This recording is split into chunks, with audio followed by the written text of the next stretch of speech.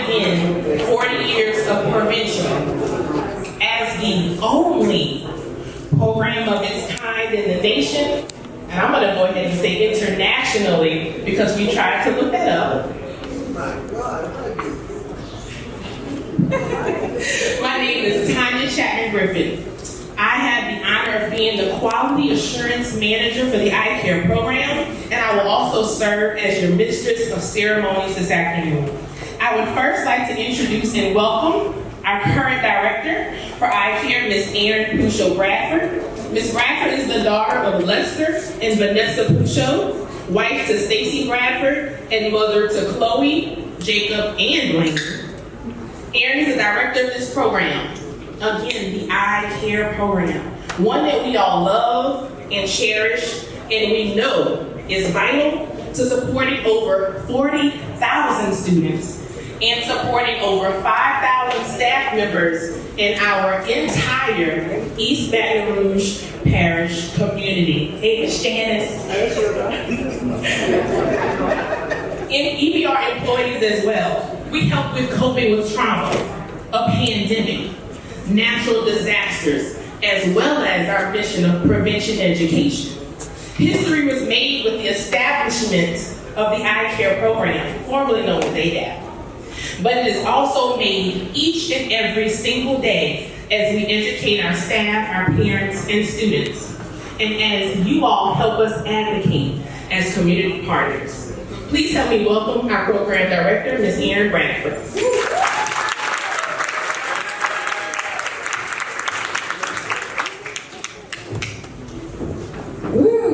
All right. We have been waiting for this moment for a really long time. I'm not gonna lie, I'm super nervous. I really don't know why. I'm a teacher, and I can have 100 kids in front of me, and I don't get nervous at all. But adults, for some reason, y'all just bring in a different level, but that's okay. A little nerves are good.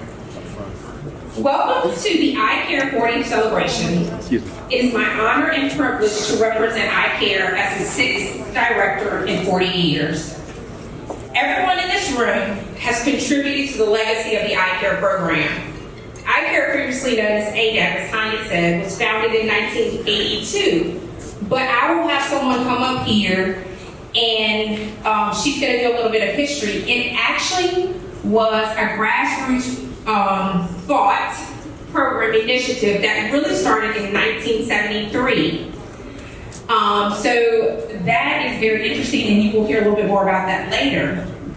But it was an initiative to fight alcohol, drug abuse, and violence in our community. Today, ICare specialists, what's called drug counselors or drug advisors, I've seen two different things, continue to do the work of prevention, serving students in schools and in the community, doing individual sessions, groups, lessons, and school programming. As I prepare for this celebration, I am so humbled at the vision of the group of people who paved the way for us to do this hard work. And I'm telling you, hard work is hard work, but it's so necessary and so rewarding. The lives we touch every day, the people we reach, the families we impact are all a heartbeat of our community.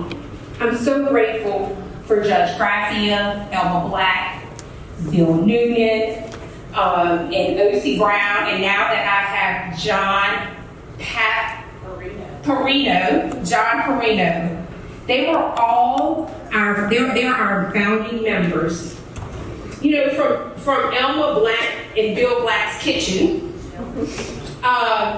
to the telethons on television, to Judge Graffia pushing for a property tax to support the need in a community. The countless building transitions from Valley Park all the way to Crystal McCullough, where we are today. Through the flood, the fire, ICare stands strong, relevant, and well respected in the community. I just want to take the time to thank you for showing up for us. I want to thank you for standing with us as we fight this epidemic that plagues our community. Thank you for bringing prevention education to our children. Thank you for cheering us on.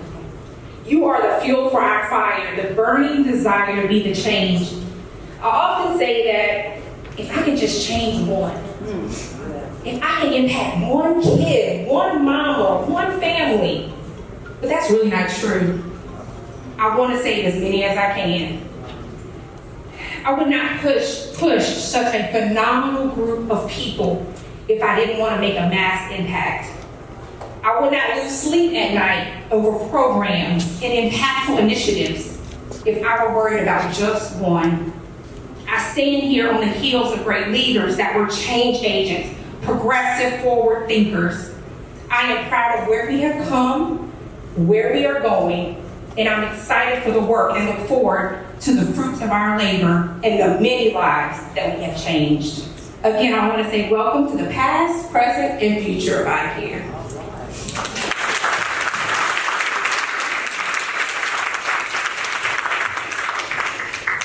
Well, that was beautiful, Erin. Yeah, that sounds like a good script. That was beautiful, Erin. How amazing, again, it is to be in the room with people who are like-minded about our community and our students, right? We're going to go ahead and now open up, as we normally do with our advisory council meetings and our staff meetings, with the Serenity Prayer. Join me in saying together, God, grant me the serenity to accept the things I cannot change, the courage to change the things I can, and the wisdom to know the difference. Oh, it felt good to say it together, Mr. Chamblin. I want to shout. Now let's take a moment of silence collectively together as well for those who are no longer with us, and meditating on whatever you deem fit for yourself.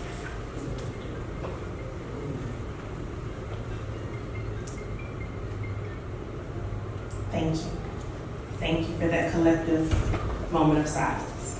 And now we will welcome our own General Counsel for the East Spanish Parish School System and also immediate former Director for the ICare program, Mr. Gwen Chamblin II.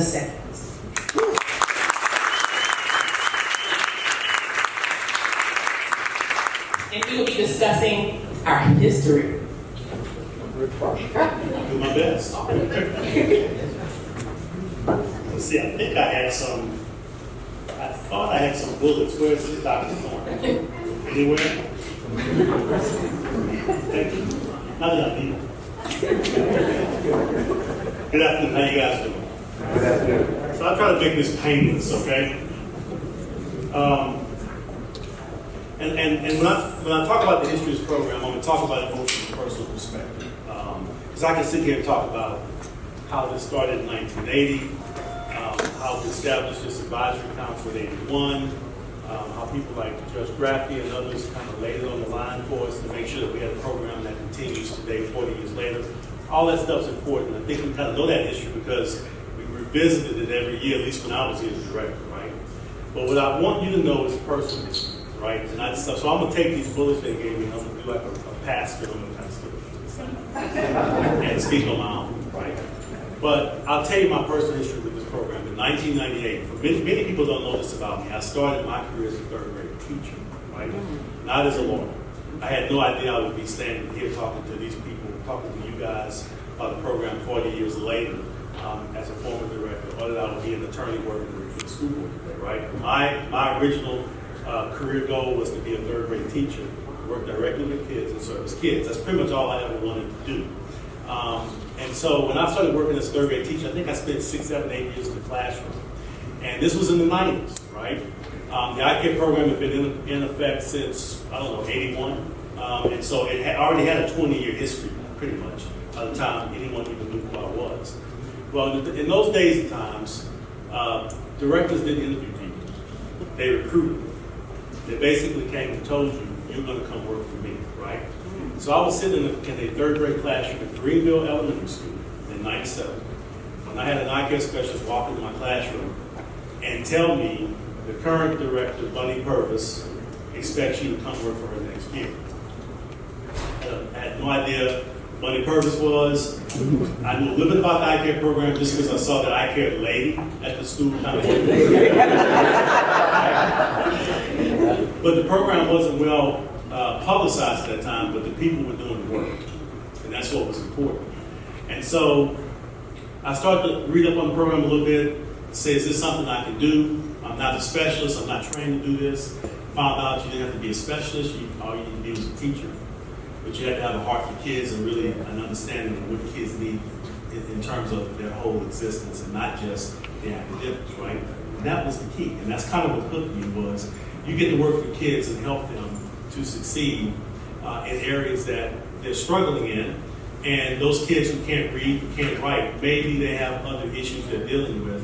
And those are the issues you get to go after as a specialist. And that appealed to me. So I took the job, right? I believe I was only married for 3 years at that time with my wife, so we didn't have any kids. All my time was mine. And so my entire life, my entire career, 20 years, was with the ICare program up until about 6 years ago. And so I will tell you, of all the work I've done, of all the positions I've held, the most impactful was the work I did as a specialist for this program. All right. I don't know, I can't tell you definitive numbers about how we impact the kids, because the funny thing about prevention work is it's hard to measure something that doesn't happen, right?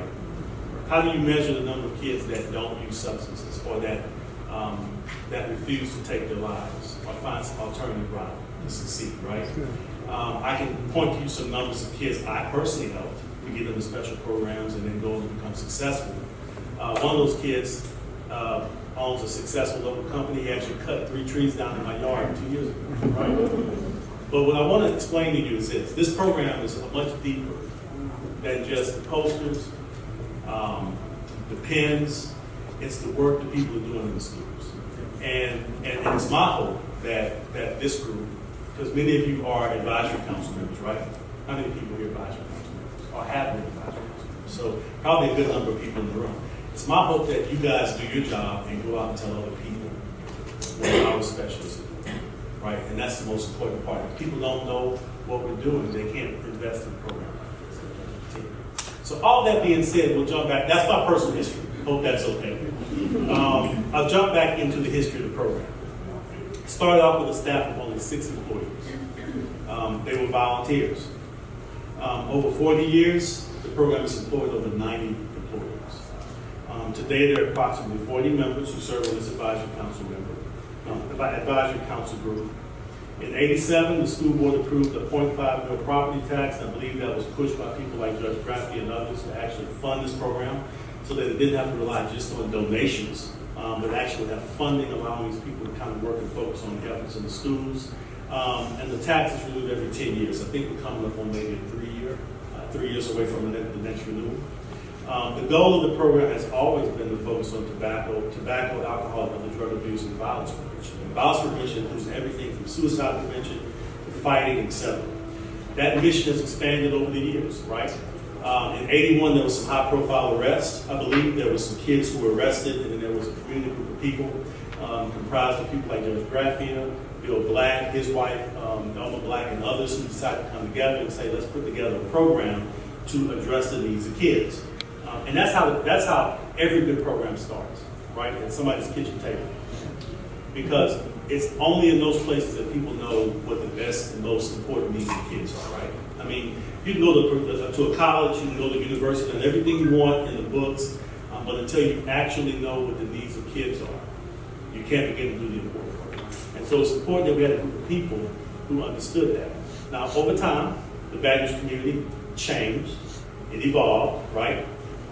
Substance abuse wasn't the only problem, right? And we began to understand as preventionists that we have kids dealing with mental health issues, social emotional learning deficits, and we needed to expand our mission. We want to better serve kids. And so what's happened today is we're now a program that does all of that.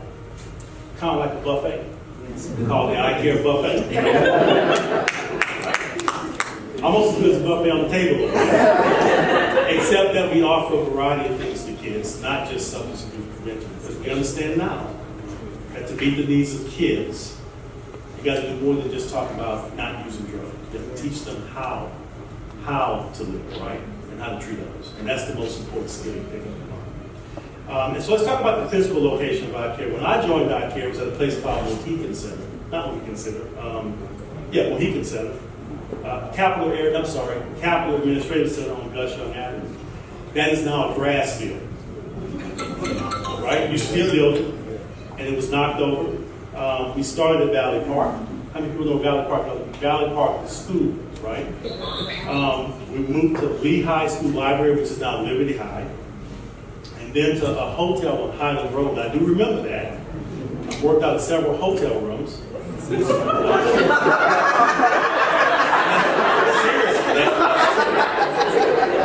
and then the Capital Administrative Center.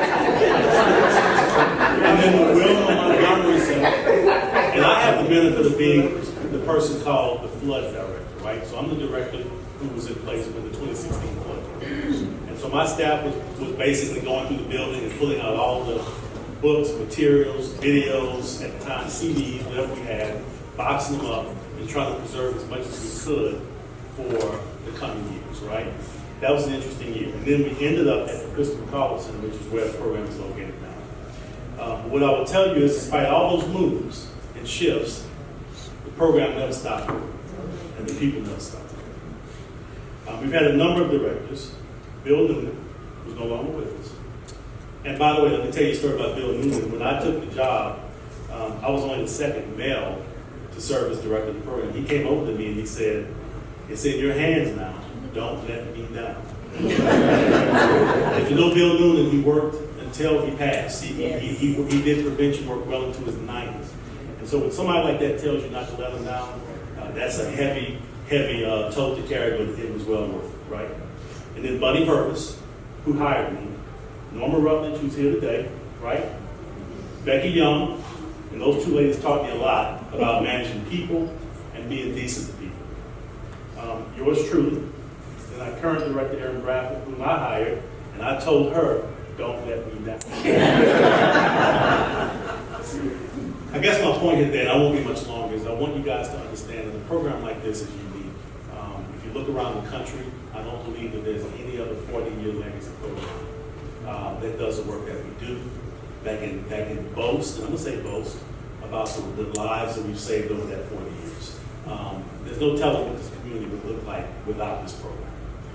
And there are specialists all throughout the room. People I work with, I see Dr. Lathan and others scattered around the room, people that have really devoted their lives to kids and are still doing so because of the positions they help. So I want to thank you guys for your work as well. So all that being said, I won't be much longer. I know other people have to get up and talk. I appreciate being a part of this legacy. It's been probably the most important part of my life professionally. I don't know that I would be standing and sitting where I am now had I not had the leadership of the people I sat under in this program. So I appreciate all you guys do and continue to do, and I will always be here for the program, and thank you.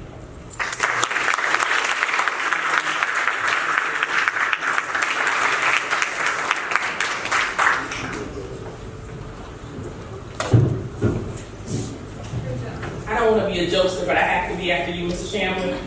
And he told Aaron, "Don't let him down," but he told me, "Don't you embarrass me." Ashley, raise your hand.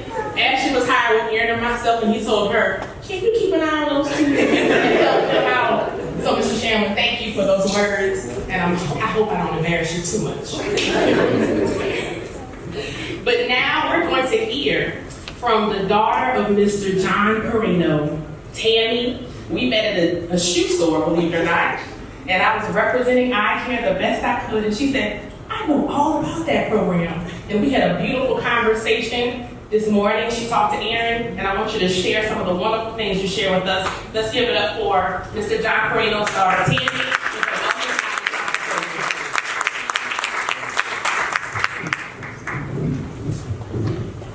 So just know that I'm so honored to be here, but know as of just 5 hours ago, I knew that I was going to be here. My name is Tammy Perino Passman. I am a full-on product of the East Baton Rouge public system. I'm just going to tell you who I am before we get to the goodies of Bill Newman and John Perino. Went to Cedar Crest Elementary. My favorite teacher will always be Bunny Purvis. Went through Broadmoor Middle and then on to Terra High School, where I was blessed to be helped by many ICare specialists at the time, because I needed that. I was put on a path with my amazing choir teacher, Judy Hicks, who you'll hear about with the ICare America's Pride Ambassador program that we had started, because I do work for ICare.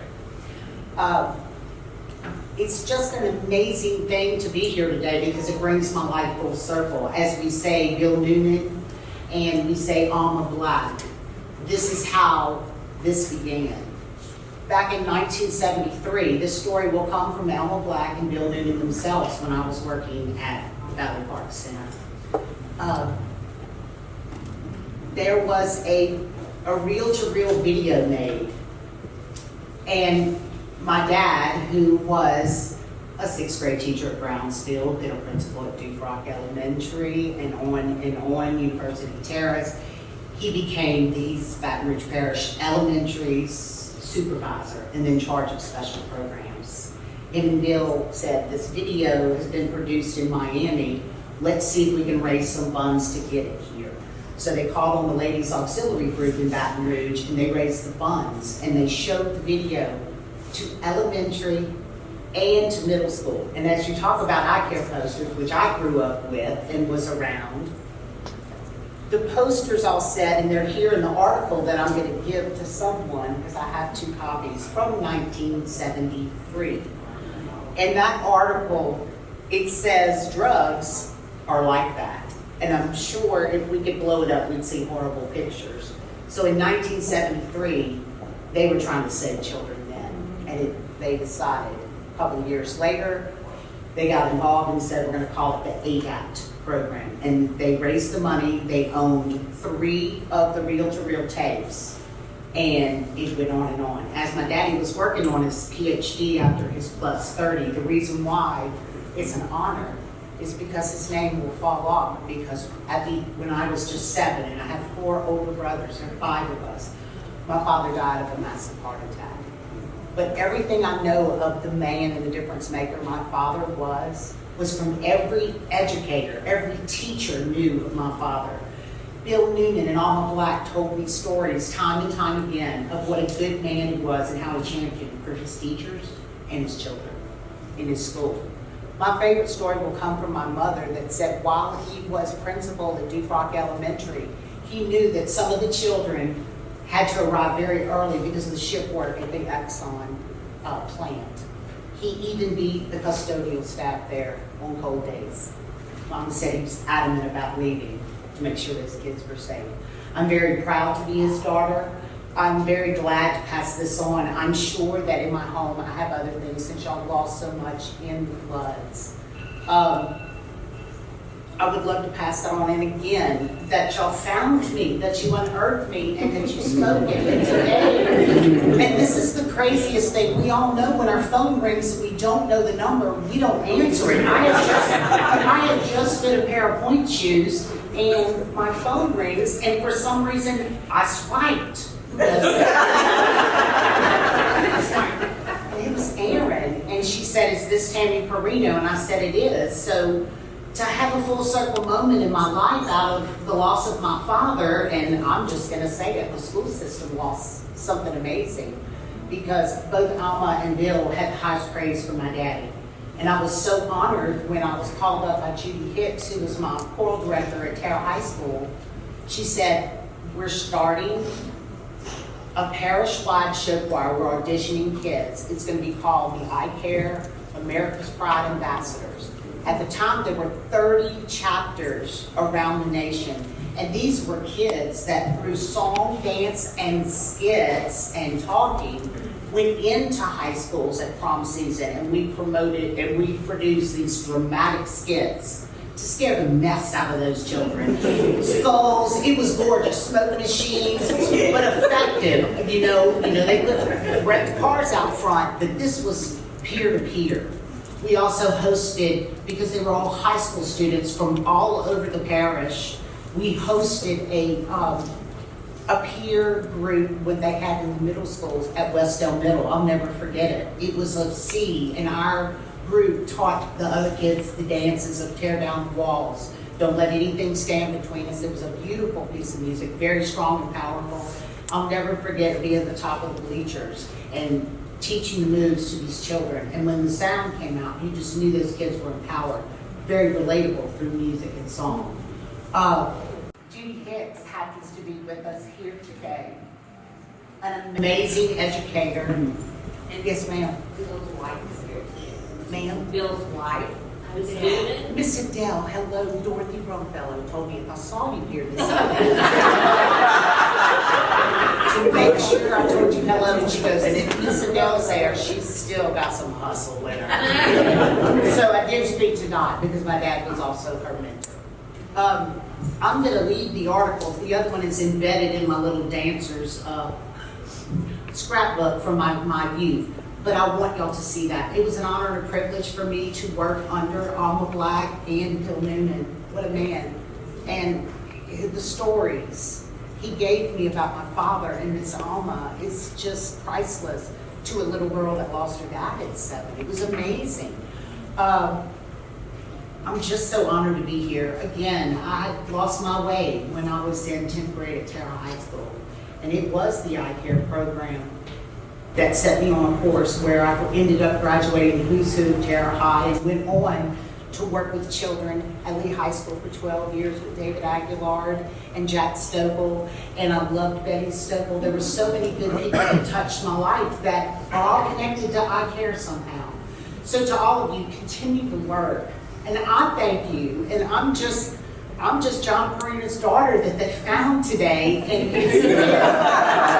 it's been a full circle moment for me, guys. It's been a pleasure.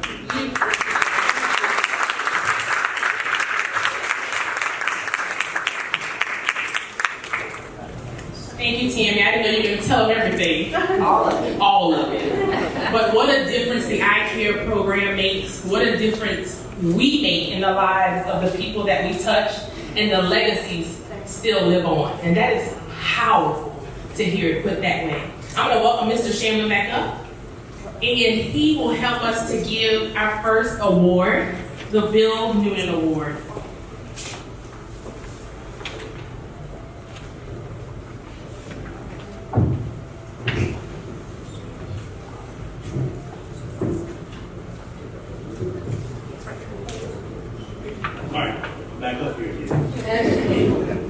So the Bill Newman Award, you guys heard me mention Bill Newman's name a number of times. He was the first director of this program, but also the first group of people who started this program. This award is given in honor of Bill Newman's dedication, service, perseverance, and support to the ICare prevention program. The person receiving this award exhibits tirelessly the efforts of the program that Bill Newman did for decades. Their loyalty to our vision and mission is noticed. And this year, we would like to recognize Sonny Frank as this year's recipient. This is the first time.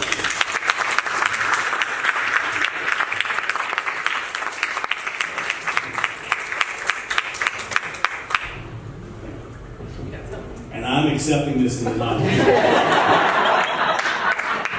I'll say a few words about Sonny Frank, just 30 seconds.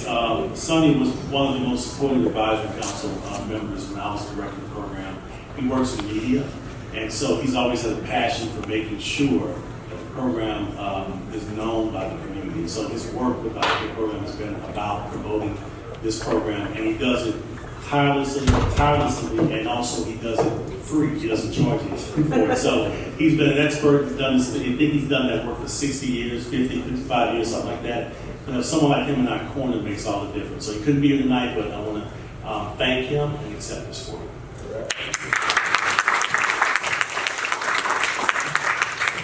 Now we keep this thing going.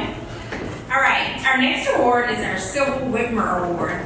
Sybil Whitmer was a loyal, committed member of the Advisory Council since it was first established. She initially represented the PTA and later served as a community at-large member. She was so invested in prevention that we never missed a meeting unless she was ill. Even when it became difficult for Sybil to stay active, she cared about kids and prevention enough to find a way to remain an active council member until her death. In May 2005, the Sybil Whitmer Award was established to memorialize Sybil's contribution to the ICare program. This award is presented, and this person doesn't know, so it's a surprise, to Lieutenant Don Coppola Jr. As a reserve recipient for outstanding service in the Atlanta.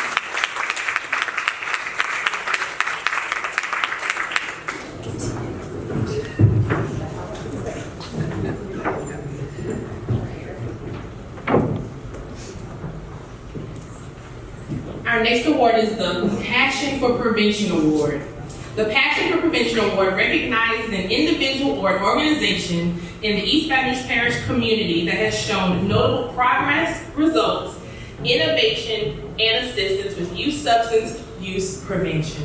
The recipient of this award has worked to implement prevention strategies, demonstrated outcomes, and innovation as a result of their work. I'm going to add in, this person has helped to start the Guard Year Initiative. I affectionately call her Nanny and Moses because she is the only person who can leave her purse in the middle of a street, Miss Diana Garnier, and have no one touch her thing. Because she is adored by families, respected because of the work that she does in our community 366 days a year. And it is my pleasure to award Dr. Miriam Harrison the Passion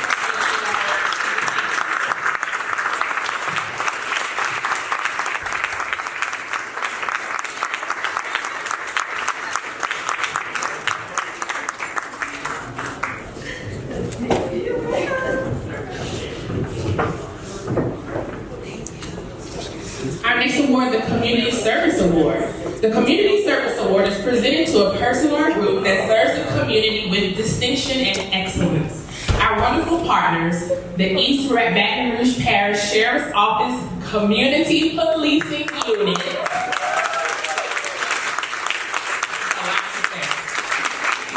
CPU, operates with great passion and care for our community, our students and families, at many of our in-school and out-of-school community programs. We call on them to provide prevention education such as bully prevention, alcohol prevention, violence prevention, and then sometimes we ask for them to donate food. We ask for them to donate lighting when we've forgotten lights at night. And then we even ask for them to provide DJ services. Give it up for DJ Chamblin.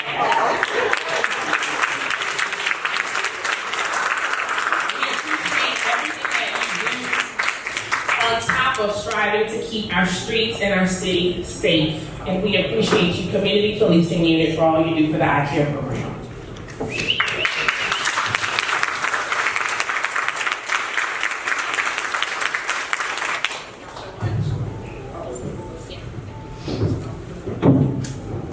Next, we have our longest working ICare employee. We know it's not Aaron. As the longest working ICare employee, Miss Millie Greene. Worked for 30 years as a secretary and administrative assistant for the ICare program. Millie was known as the Queen of ICare. She was organized, caring, and represented fashions through the years. They called you a true diva, Miss Millie. Her style and grace were just two of her many attributes that helped make her presence enjoyable. She was always about the business of prevention and assisted the foundation of the ICare program to continue to grow throughout the district. Thank you, Ms. Millie, for your service and your continued compassion and connectivity to the program. We are thrilled to honor you for your 30 years of service.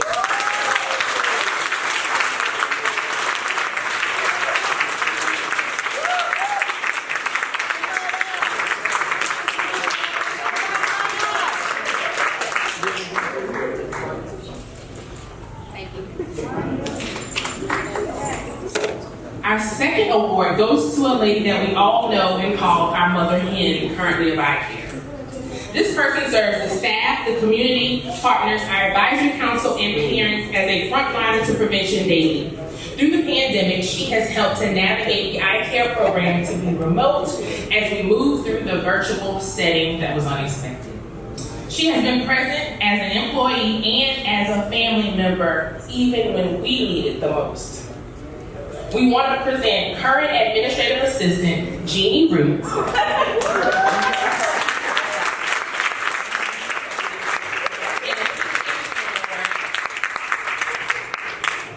28 years of service at the ICare program.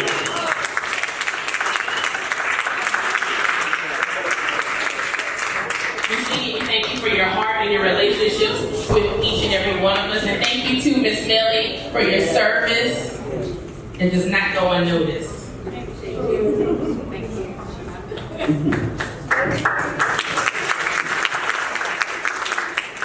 Okay, so Aaron and I will now recognize past and present directors. I am honored to recognize our past and present directors of ICare Prevention Program. We would like to present in memory of Bill Newman, director from 1982 to 1992, Adele, his wife.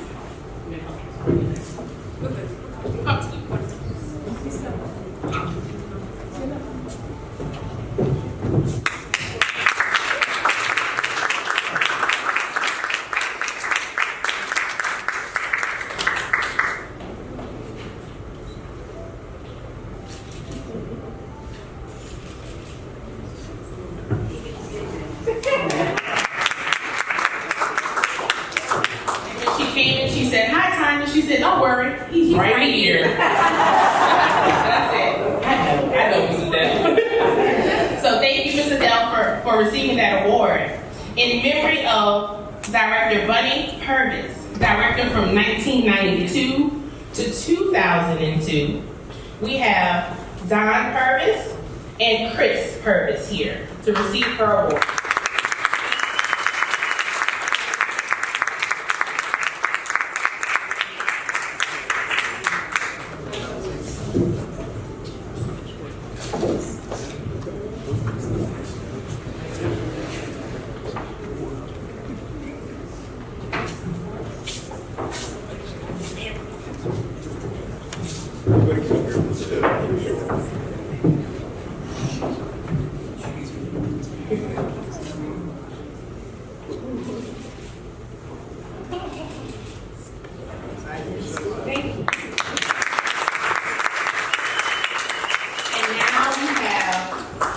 Previous director Norma Rutledge from 2002 to 2006, and she gave me all the spice and everything nice. Amen. Come on up.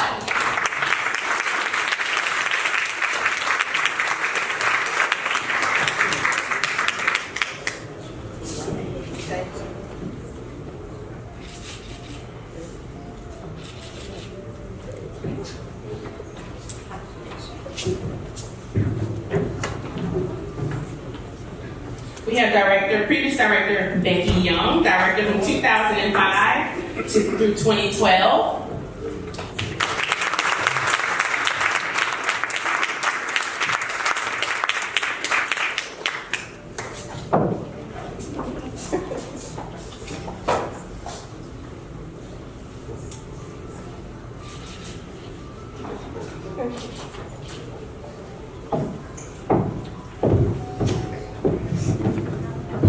And we'd like to also call up Mr. Gwen Chamblin, director from 2013 to 2018.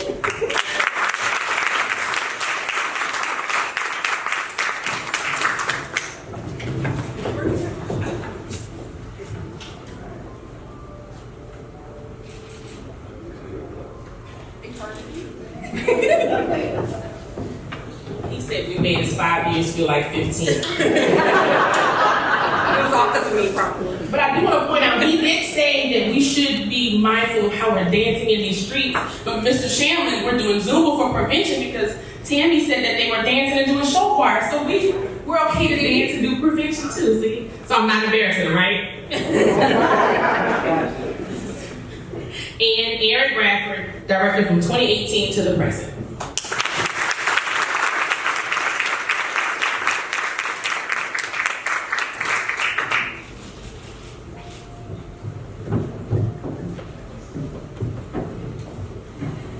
So the following awards have been presented to all of the people who have paved the way for us.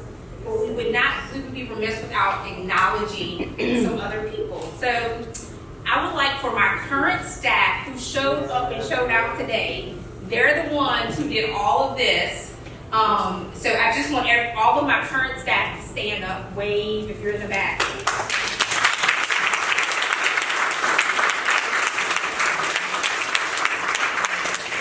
Okay, now I got another one.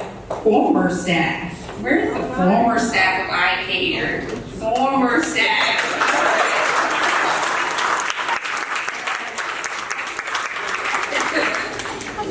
All right, we got advisory council members. Can I get some advisory council members to stand? Current advisory council members?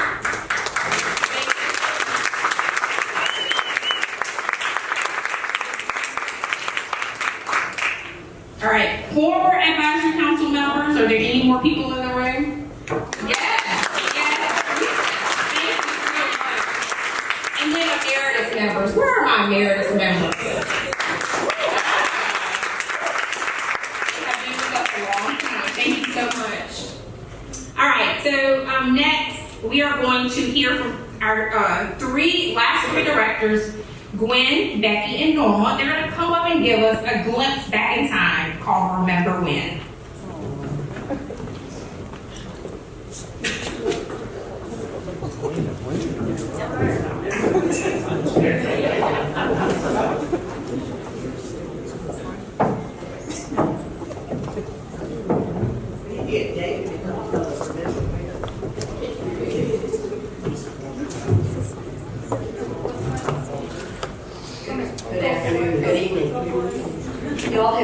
It's such an honor to be here and to see so many people who over the years supported us actively and behind the scenes and still do, and we appreciate y'all.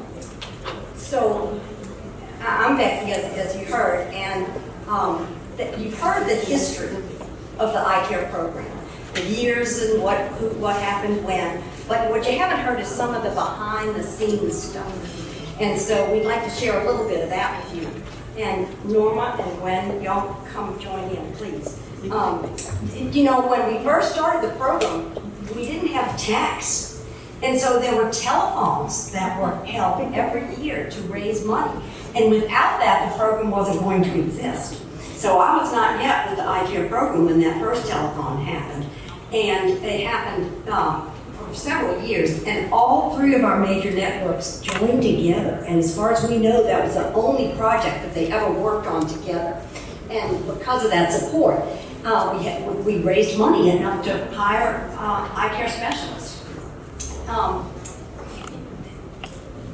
When we had these telephones, moms would bring their children in with their pennies collected in piggy banks, because they wanted to have a safe town for their children to grow up in, and that was so moving. And then we got a tax passed, and that was absolutely wonderful. So we didn't have to have the telephones anymore, but we still knew it was extremely important for the community to continue to know about what we did and to get the word out there. And then later, the Safe and Drug-Free Schools money from the federal government joined our money. And Mr. Bill Newman was my first boss. He was the one who hired me as a specialist. I learned so much from him and from Bunny. And I remember both of them tonight. I'm glad to see that their families received an award for them in their memory. And but they, Mr. Bill was kind of opposed to collecting federal money because he wanted to do the program the way we knew we needed to do the program, not the way the feds told us. But seriously, we were the first, as far as we know, the first school-based prevention program in the nation. And so when I was teaching science at Prescott Middle School, and Bonnie Purvis was the prevention specialist there, and she went to the then specialist wrote a curriculum to teach kids how to say no and how to make good, safe decisions. And they decided to pilot it in 5 schools. They went to my then principal and said, who can do this? And she said, oh, I got just a person for you. And that was me, and I was teaching science. So they brought us in and they trained us for a whole week, providing substitutes in our classrooms And we taught a 5 or 6 week prevention program.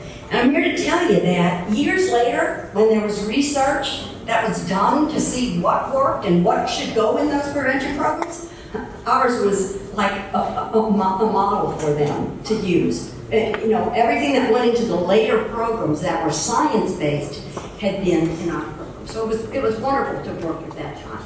Norma, you tell me.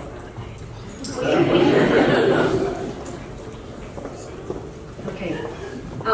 So we had young people who'd been to treatment and needed support groups. And they needed support groups separate from adult AA groups. And so the ICare people started a program called Delta Haven. And it was a safe place for young people who were in recovery to go and have fun together. And they had support groups there, but they also had fun together. And it was on Webb Park, right not far from me, that little building that they met. And then, Tammy, I was glad you were here because I remember when we had America's Pride, and Tammy was young. Were you a high school student? I was very young. I was only 19. Yeah, she was a young. I was the choreographer. Right, and she Judy Hicks got all these kids from different schools, and I remember Tammy's enthusiasm with those kids and how wonderful they were. In the early years, there was no science, as I said, about what do you do. And so we did a lot of working with kids who were in recovery or kids who were using. And we offered support groups for them, and we also offered support groups for kids who had family issues, alcoholic parents or drug-using parents. And that support to them was immense. The number of kids that I worked with over the years who wrote a note and said, "You saved my life, otherwise I'd be just like my dad or just like my mom or just like my grandma." It was crazy.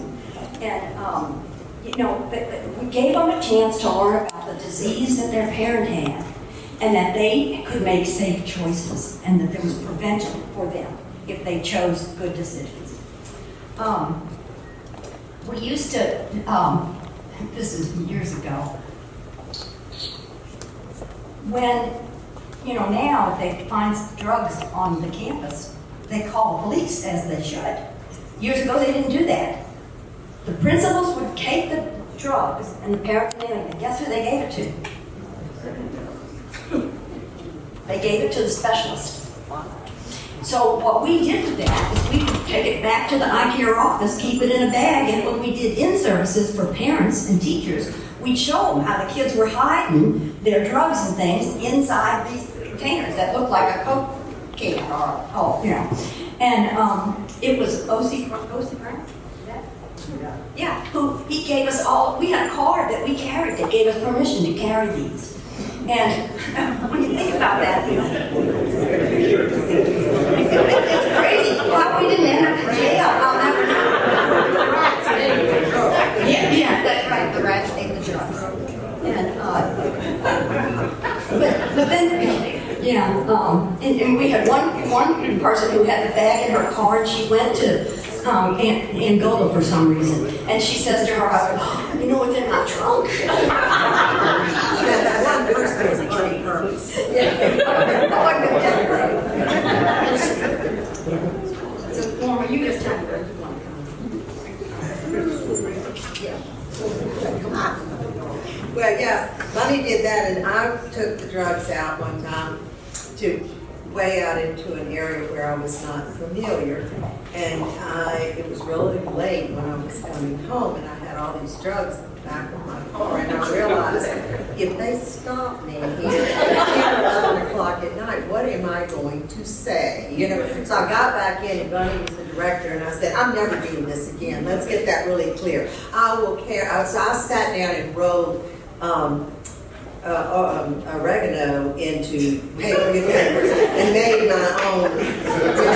I wasn't taking the real stuff anymore because there was no cocaine resident and stuff. What am I doing? I'm going to go to jail and nobody's going to come get me out. You know, I remember Bill Morbach told me one time, "Don't worry about it, Norma. told me it's okay. I said, well, I don't look good in orange. She said, oh, not to worry, you wear green. I said, that's lovely. But one of the things, though, I will say about, like Becky was saying, in the early days, we were really not into prevention in the primary way. We were into intervention. And so the students and all that we worked with and the families were already involved in some way with the substances. And they were already experiencing a lot of pain. And so consequently, we were doing the early intervention, and there was also treatment that was going on in a lot of the facilities in the city. And so we have a lot of training that we were getting. And I tell you, you talk about standing on the shoulders of giants. It was the people who were doing those treatment programs. There was Meadowwood and Parkland and Baton Rouge General's treatment and the Lady Lake Toss Center and Talbot outpatient. And those counselors there took us in, and before, when I came to work there, and I'm sure, I don't remember about you, but I know the process was you had to do 70 hours in the summer, because we weren't working in the summer, on your own time, no stipends, no pay. You did 70 hours of internship. I did mine at the Toss Center because they had an adolescent treatment program. And I'd be there from 8 o'clock in the morning until 5 o'clock in the evening with a counselor, learning about adolescent addiction and also the treatment of that. And I learned an awful lot from those people. I learned a lot. And I learned a lot from the many, many hours that we spent at Talbot, or the many hours we spent at Meadowwood, Parkland. And I mean, they taught us how to do and how to work with the families and with the kids. So the training was extensive, and by and large, then we became trainers. And I know that after drug-free schools, I came in with the federal money. And when that happened, there weren't, I would go with Bill. I traveled with Bill a lot to the, a lot to the conferences that had to do in the state, because we had our own money, but we also had the federal money, and so we were part of the Safe and Drug-Free Schools and Communities, which is now, or I don't know what it's not now, but it became very much a part of our program. But then I would go with Bill, but then our staff would do a lot of the training. And we had prevention institutes, which I know, Gwen, I think you're the one who did these big prevention institutes, but we had the Prevention Institute in the state. And we gave college credit to the people who attended, and there were 7 days, and we went from early in the morning until late at night. And I know I taught in the Prevention Institute. We had it at Northwestern. I don't know what those names of those universities are now, but Northwestern and Natchitoches. We did it Southeastern and Hammond, and people would come and from all over the state, and they would get college credit for learning different things about prevention. So the training was a lot of fun. But Bill believed in, I'm going to have to say this, and Adele, it's the truth. He's probably the best administrator I ever worked for. And I've worked for a lot of really interesting people.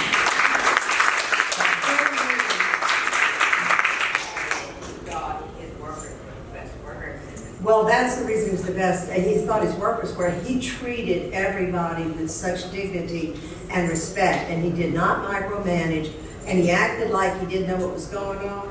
That man knew what everything was going on. Right, Millie?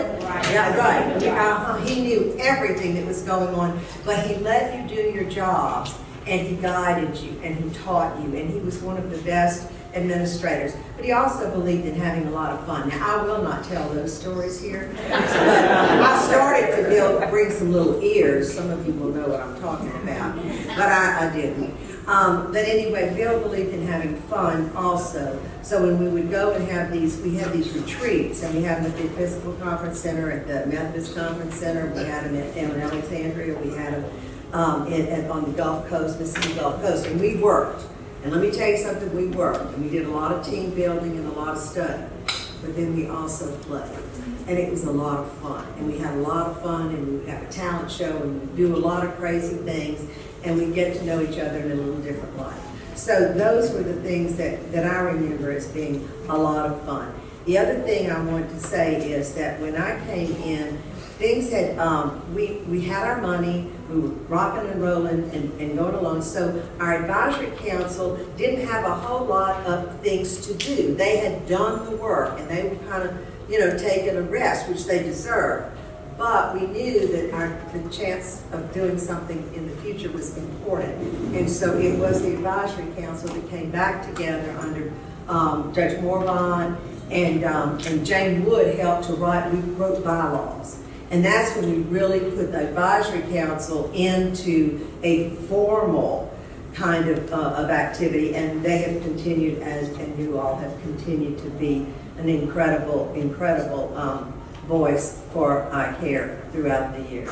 So anyway, we appreciate all of that. I know Bill Morvon and Hiller Moore and I used to do a trio thing. We'd go across the river or we'd go to some school system that wanted us to come in at night, and we'd do a parent thing. And I would talk about prevention and some of the things that parents need to look for and signs and symptoms and that sort of thing. And then Hiller would talk about what it was going to cost the parents from a legal perspective if things happened. And then Judge Morvon would come in and he'd close it out with, and then you would meet me as the judge, and this is where it all goes. So it was really quite, but we were on call, and we did service a lot of the surrounding parishes and places in the nation, and we did a lot of training and a lot of presentations, state, local, and nationally. And that's where American Pride performed a lot too, at the National Pride Conference and other conferences. Anyway, it was a pleasure. It was a great run. Bill Newman kept saying when he brought me in, I was teaching at Baptist High and I loved my job. And I really was glad to come with ICare, but I really loved room 216 at Baptist High School. I always did. And he would come up and he said, "Are you going to be okay? Are you going to be okay? Are you going to stay?" And I said, "I'm staying, Bill. I just miss it. I miss the kids. I miss being a part of that community, but I don't miss it." I mean, I'm so glad I did what I did because it's been a wonderful, wonderful ride. And I thank all of you for what you did previously and what you continue to do. So I'm gonna lighten it a little bit, and I'm gonna say current director, Erin Branford, who is beginning to remind me of my beautiful wife sitting in the front right here. Gave me a side eye and told me, "No, you don't have to." I said, you don't have to say anything, it's okay. I'll just reflect on the two ladies behind me, right? And I've already given you guys my history, so you've already heard my perspective. But this is what I will say. First of all, me standing on this stage with these two ladies is akin to a college basketball player coming into the pros and stand on stage with Shaquille O'Neal and Michael Jordan.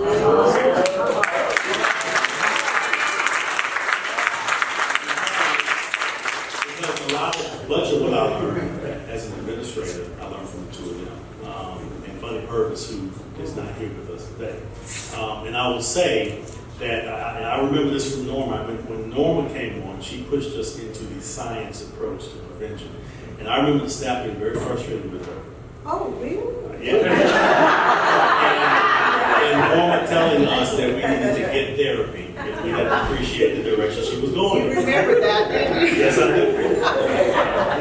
And Becky, the thing I remember most about Becky was she valued family, because I was a father of two boys who were not born men, but at the time they were little boys. It was very important for me to be home with them and my wife, and Becky made it possible for me to do that, and also earn a respectable salary and do good work, and I learned a lot under that way. So I'm just reflecting on these two ladies as personal history of the program. I won't say much more.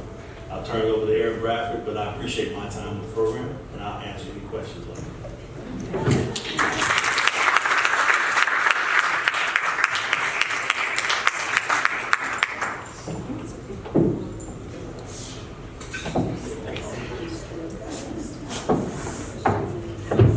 Okay, y'all, we're wrapping it up. I have Dr. Thornton over there looking at me, tucking her eyes at me because we're going way over time, but that's okay. We just want to very quickly recognize, and I don't want to be quick, but we've got to recognize our founding members. So I would like to the first founding member award goes to, we have all these papers up here. Tanya made me make so many packets of papers, and now they're like all over the place. So let me find the right paper. Tanya, come help me. I have door prizes to everybody. Yes. Okay, here we go. I found it. All right. So the first award goes to, and I'm just gonna have, if you guys don't mind, if you can bring it, and then wherever Marlon Kuze is running around right here, he'll meet me where you are. So the first founding member award goes to, in the honor of William Bill Newman, and we will be presenting it to his wife Adele.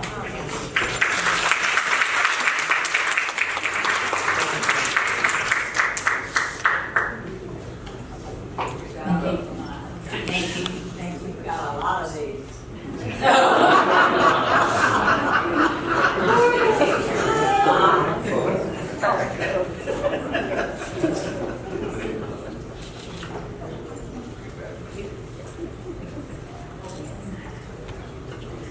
Our next award for the founding member award is in honor of Forrest White.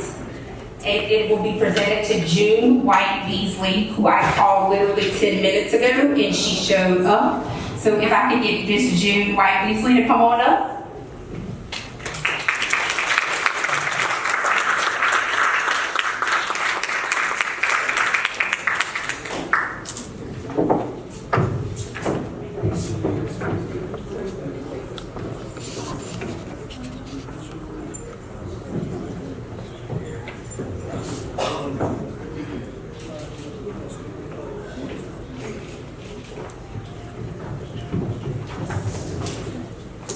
Our next founding member award goes to, in the honor of O.C. Brown, presented to Dana Brown, his son and fiance. I don't see him, okay. Our next award goes to Founding Members Award in the honor of William, Bill, and Elma Black. And they are represented by Ginger Musso. Ginger here? Yeah, there she is. Okay. I know I saw you.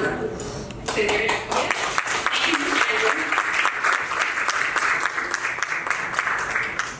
Our last but not least founding member award is in the honor of John Perino, given to his daughter, Tammy Marino Paxton.